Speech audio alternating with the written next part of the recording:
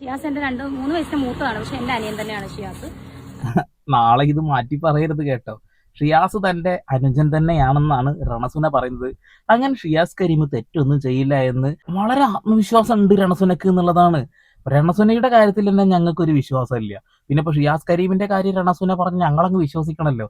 അപ്പൊ നാളെ എന്റെ അനുജനാണെന്ന വാക്ക് മാറ്റി പറയരുത് രണസുന കേട്ടോ. ബാക്കി അപ്പം 2 വയസ്സ് മൂത്താണ്, അനിയനായിട്ട് കാണുന്നു. അപ്പം ഞാൻ പറഞ്ഞില്ലേ, അലിഗേഷൻസും ഈ വിവാദങ്ങളും എന്തെങ്കിലും ഈ പറയുന്ന എല്ലാവരും മാന്യന്മാരും പിന്നെ എല്ലാവരും ഈ കുറ്റം പറയുന്നവരെല്ലാവരും പെർഫെക്റ്റ് ആണല്ലോ.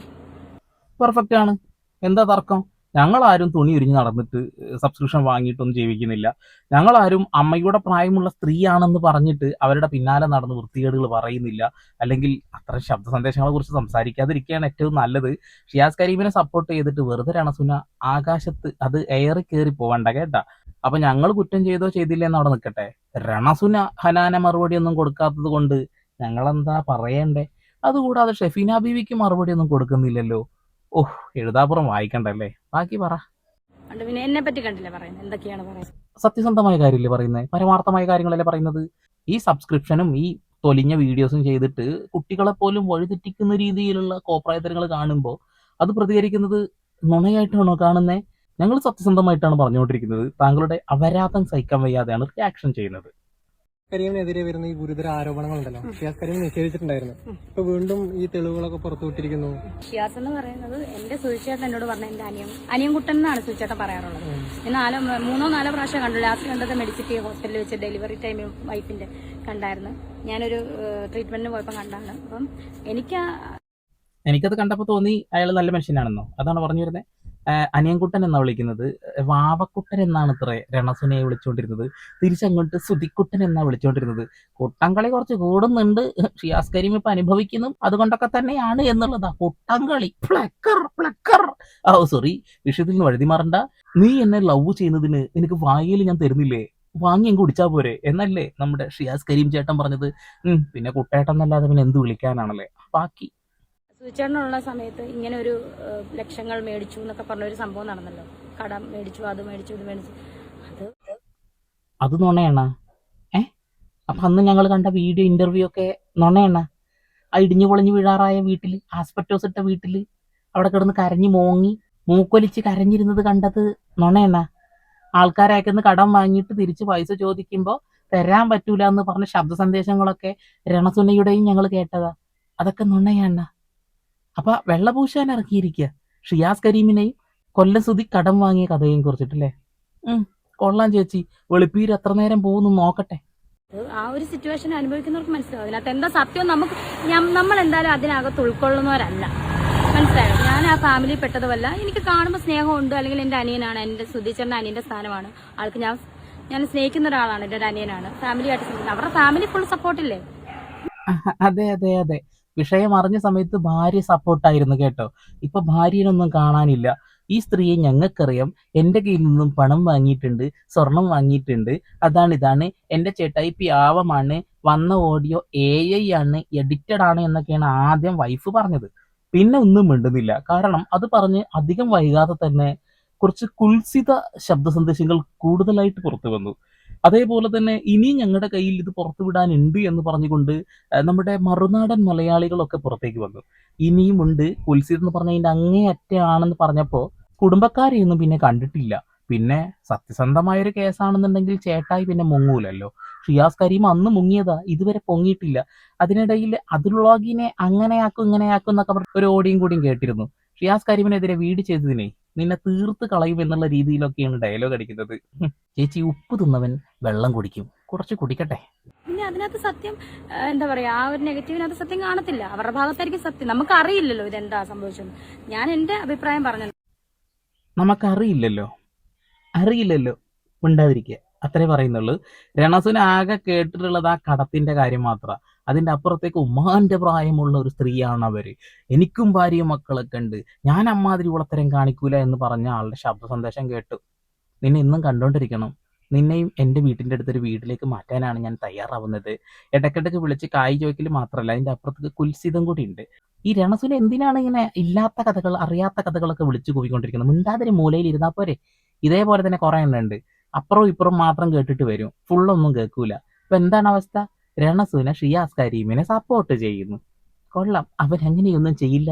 എന്റെ അനിയൻ കുട്ടനാണ്, കുട്ടൻ കൊണ്ടാണ് ഇപ്പൊ കുടുങ്ങിയിരിക്കുന്നത്. പ്ലക്കർ. ഒരാള് ഫേക്കാന്ന് മനസ്സിലാക്കുമ്പോൾ ആ സ്പോട്ടിൽ നമ്മൾ അയാളൊന്ന് ക്വിറ്റ് ചെയ്യണം. അല്ലാതെ അയാളെ താങ്ങി ജീവിതകാലം മൊത്തം നടക്കാൻ ഞാൻ പഠിച്ചിട്ടില്ല. ഒരാൾ നമ്മളോട് ഫേക്കായിട്ട് ബിഹേവ് ചെയ്യുന്ന ആ സ്പോട്ടിൽ അത് കട്ട് ചെയ്യണം.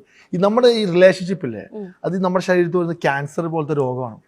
ഇവിടെ വന്നു കഴിഞ്ഞാൽ ഈ സ്ഥലം മൊത്തം കൊണ്ടു, പക്ഷെ ഇവിടെ വന്ന് ഇത് കട്ട് ചെയ്താലേ നമ്മൾ ഫുൾ സേഫാ. അല്ല, അനുമോൾ എന്നിട്ട് ഇതൊന്നും മനസ്സിലാക്കുന്നില്ലല്ലോ അല്ലേ? ഈ ചങ്ങായിയുടെ അടുത്ത് രണ്ടാമത്തെ കേസാണ്. ഒന്നാമത്തെ കേസ് നമുക്ക് മനസ്സിലായി, ഒഴിവാക്ക്. രണ്ടാമത്തെ കേസ് അങ്ങനെയല്ല.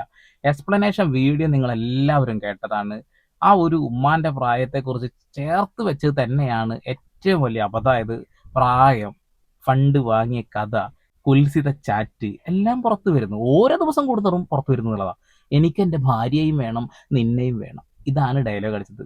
ഇപ്പൊ ഭാര്യ ഇതൊക്കെ കേട്ടിട്ടുണ്ടാവുമല്ലോ അല്ലേ? ഇപ്പൊ ഭാര്യയുടെ നിലപാട് എന്താണെന്ന് ദൈവം തമ്പുരാനെ അറിയാം. എന്തായാലും ഇൻഷാ അല്ലാ മാഷാ അല്ലാ എന്നൊക്കെ വിളിച്ചിട്ട് ആ ഒരു മതത്തിലുള്ള ആളുകൾക്ക് പോലും നാണക്കേട് ഉണ്ടാക്കിയിട്ടുണ്ട്.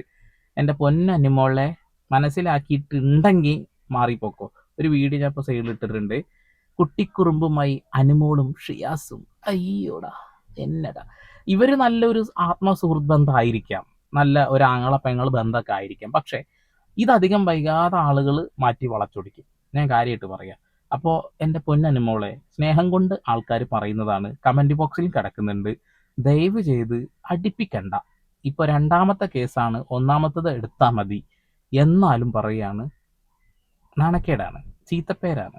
ഇത്ര 1 ലക്ഷം രൂപ ഷിയാസിനെ നിന്ന് കടം വാങ്ങിയിട്ട് അത്ര ബിഗ് ബോസിലൊക്കെ പോയിട്ടുള്ളത്. എന്തൊക്കെയാ കേട്ടോണ്ടിരിക്കുന്നത്? ചേട്ടൻ്റെ ന്യായീകരണം കേൾക്കാം. ബോഡിയും ശരീരമൊക്കെ എനിക്കുണ്ട്. ഒരു സ്ത്രീയായിട്ട് സംസാരിക്കുമ്പോൾ എൻ്റെ കൈ വേർക്കും, എൻ്റെ ഇവിടെ വേർക്കും. അത് ഞാൻ അൺകംഫർട്ട് ആയിട്ടുള്ള ഒരാളാണ്. എനിക്കൊരു കംഫർട്ട് സോൺ ആയാൽ മാത്രമാണ് സ്ത്രീയാണെങ്കിൽ പുരുഷനായാലും ഞാൻ സംസാരിക്കുള്ളൂ. ഞാൻ പറഞ്ഞില്ല, എൻ്റെ കൂടെ പ്രേമം നടിച്ച് കൊണ്ടുപോയിട്ട് കേസ് കൊടുത്തിട്ടൊന്നും കാര്യമൊന്നുമില്ല. അത് ഞാൻ പൊട്ടന്മാരായ ആളുകൾ വിശ്വസിക്കും, വിദ്യാഭ്യാസം ഇല്ലാത്ത ആളുകൾ വിശ്വസിക്കാം എന്നെ പീഡന വീരെന്നോ അല്ലെങ്കിൽ പീഡിപ്പിച്ചോ എന്തോ പറയാം. വിദ്യാഭ്യാസമുള്ള എല്ലാ ആളുകൾക്കും അത് മനസ്സിലാക്കാൻ പറ്റും. വിദ്യാഭ്യാസം ഉണ്ട്, മനസ്സിലാക്കട്ടെ. എന്താ മനസ്സിലാക്കേണ്ടത്? അതായത് കൈ വിറയ്ക്കും എന്നുള്ളത്. നിന്റെ കൈയാണോ ഇനി അനിയൻകുട്ടോ അതാണോ വിറയ്ക്കണമെന്ന് നമുക്കറിയില്ലല്ലോ. കൂടെ നടന്ന് പ്രേമാണെന്നൊക്കെ പറഞ്ഞിട്ട് പിന്നീട് കേസ് കൊടുത്തു എന്നുള്ളത്. ഇപ്പൊ പഴയ കേസ് കൂട്ടി വായിക്കുമ്പോ ആ വിഷയത്തിൽ ആ സ്ത്രീക്ക് മറ്റൊരു ഭർത്താവും ഒരു കുഞ്ഞുണ്ട്, ആ കാര്യം സത്യമാണ്. എന്നാൽ പോലും അതിൻ്റെ ഉള്ളിൽ അവൻ അത് അറിയാൻ ടൈം എടുത്തു എന്നൊരു കാര്യമൊക്കെ പറയുമ്പോൾ ഇപ്പൊ ചേർത്ത് വായിക്കും കേട്ടോ. എൻ്റെ പൊന്നു മോനെ, ചേർത്ത് വായിക്കുമ്പോ അത്രക്ക് അങ്ങ് ദഹിക്കുന്നില്ല. ബാക്കി നിങ്ങൾ രണ്ടാളും എനിക്ക് വേണം. ഞാൻ നിന്റെ പെരുമ്പാവൂർക്ക് വീട് മാറുന്നൊക്കെ പറഞ്ഞാൽ എനിക്ക് നിന്നെ ഇടയ്ക്കിടയ്ക്ക് കാണാൻ വേണ്ടിയാണ്. ആയിക്കോട്ടെ, നീ സ്റ്റാറ്റസ് ന്റെ സാമാനം അടിച്ചാൽ പൊളിക്കും. ഞാൻ പറഞ്ഞാണ് ജസ്റ്റ് ടോക്കും മാത്രമല്ല, ശ്രദ്ധിക്കണമെന്ന് പറഞ്ഞാണ്. നീ ലവ് അതിൽ ഇടണ്ടെന്നാണ് അധികം. അത് നിന്റെ വില പോകും. എനിക്ക് ലവ് ഉണ്ടെങ്കിൽ നിന്റെ വായിലും തരുന്നുണ്ട്, കുടിച്ചോ. ഇതിപ്പോ ഞാൻ കേൾപ്പിച്ചത് രണസനക്ക് വേണ്ടിയിട്ടാണ്. ഇതാണ് നിങ്ങളുടെ അനിയൻ കുട്ടൻ പ്ലക്കർ. മനസ്സിലായില്ലേ? ഇനി അനിമോൾ എന്തോ പറയുന്നുണ്ട്. പറഞ്ഞോട്ടെ, പുള്ളിക്കാരൻ അത് നോക്കിയല്ലേ ഇതിനേക്കാളും വലിയ സംഭവങ്ങൾ പുള്ളിയുടെ ലൈഫിൽ ഉണ്ടായിട്ടുണ്ട്. പുള്ളി അതൊന്നും പേടിച്ചിട്ടൊന്നുമല്ല പുള്ളി നിൽക്കുന്നത്. അറിയാലോ നിങ്ങൾക്ക് എല്ലാവർക്കും. അയാൾ ഒരുപാട് കേസിൽ പെട്ട ആളാണ്. അയാൾക്ക് ഇതൊരു പുത്തരിയല്ല എന്ന് അനുമോൾ അന്ന് പറയണമെങ്കിൽ അനുമോൾക്ക് എന്തൊക്കെ രീതിയിലുള്ള കാര്യങ്ങൾ ഈ ഷിയാസ് കരീമിനെ കുറിച്ച് അറിയാം. ഇപ്പൊ ഒരു സാമ്പത്തിക തട്ടിപ്പിനെ കുറിച്ചിട്ടോ ആ ഒരു പീഡനത്തെ കുറിച്ച് അറിയുമെന്നല്ല ഞാൻ പറയുന്നത്. എന്നാൽ പോലും എന്തൊക്കെ കാര്യങ്ങൾ അറിയാം. ഷിയാസ് കരീമിനെ സുഹൃത്തായിട്ടോ ഏട്ടനായിട്ടോ അനിയനായിട്ടോ എങ്ങനെയാണെങ്കിലും കണ്ടോ, ഒരു കുഴപ്പമില്ല. പക്ഷെ ഇഷ്ടപ്പെടുന്ന ആളുകളുണ്ട് അനുമോളെ. നിന്നെ ഇഷ്ടപ്പെടുന്ന ആളുകൾ അവസാനം എല്ലാവരും ഇട്ടെറിഞ്ഞു പോകും, ഒരു സപ്പോർട്ട് പോലും ഉണ്ടാവില്ല. അതുകൊണ്ട് പറയാണ്, ഇവന്റെ കേസും കാര്യങ്ങളൊക്കെ കോടതിയിൽ തന്നെയാണ് നടക്കേണ്ടത്. കോടതിയിൽ നടക്കട്ടെ. സോഷ്യൽ മീഡിയയിൽ വരുന്നത് കൊണ്ടാണ് നമ്മളെടുത്ത് റിയാക്ട് ചെയ്യുന്നത്. പക്ഷെ പൊട്ടത്തരം കുറച്ച് കൂടുതൽ കയ്യിലുണ്ട് എന്നുള്ളതാണ്. ഇപ്പൊ ബീഫുമായി ബന്ധപ്പെട്ടുള്ള ആ വിഷയത്തിലൊക്കെ ഷിയാസ് കരീമിനെ നല്ല സപ്പോർട്ട് ചെയ്തൊരു വ്യക്തി തന്നെയാണ് ഞാൻ. ഒരു തർക്ക കാര്യത്തിൽ വേണ്ട. ഇഷ്ടമുള്ള ഭക്ഷണം നമുക്ക് കഴിക്കാം.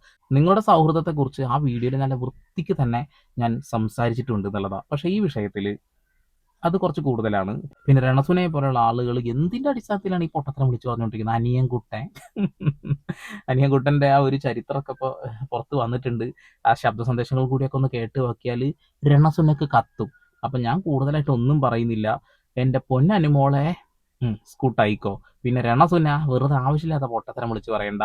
നിങ്ങളന്ന് കടം വാങ്ങിയതും മറ്റുള്ള കാര്യങ്ങളൊന്നും വെളുപ്പിച്ചെടുക്കാനും നോക്കണ്ട. കൃത്യമായ തെളിവ് ഇവിടെ സോഷ്യൽ മീഡിയയിൽ തന്നെ കിടക്കുന്നുണ്ട്. അപ്പോൾ വീണ്ടും വരെ പുതിയ വാർത്താ വിശേഷങ്ങളുമായി സന്ദീപ് എടപ്പാൾ സൈനിങ് ഓഫ്.